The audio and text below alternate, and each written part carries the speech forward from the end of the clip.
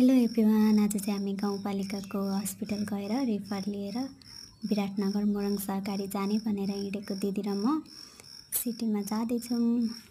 आज जान ढिलो भइसक्यो, ढिलो हुन्छ होला भन्दै भन्दै गएको थियौँ। हामी चाहिँ यहाँ पुगिसकेको छौँ। अनि यो चाहिँ दर्ता गर्ने ठाउँ। यहाँ चाहिँ अब बिमा दर्ता गर्नुपर्छ सबैभन्दा पहिला चाहिँ। यहाँ पनि कति धेरै लाइन थियो, हामी बसिरहेको थियौँ लाइनमा। यहाँ नाम दर्ता भइसकेपछि चाहिँ हामी जान्छौँ डाक्टरलाई भेट्न। रिफर लिन जानलाई पनि कति भिड हो क्या। यहाँ हेर्नु न, यहाँ बस्दा बस्दा थाकिसकेको, केही गरौँ कसो गरौँ भइसकेको थियो।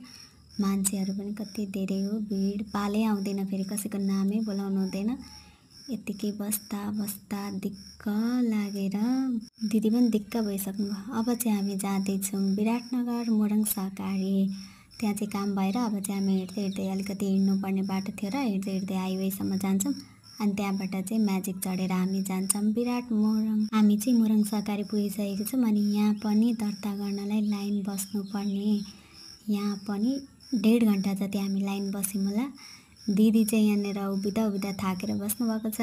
अब चाहिँ हामी सबै काम सकाएर फर्किँदैछौँ। यस्तो गर्मी छ फेरि विराटनगरमा, के भनौँ, म्याजिकमा फर्किँदैछौँ। लास्ट डे गर्मी। यतिखेरसम्म भिडियोलाई हेरेर माया गरिदिनु भयो, धन्यवाद। लाइक र सब्सक्राइब गर्न नबिर्सिनु होला।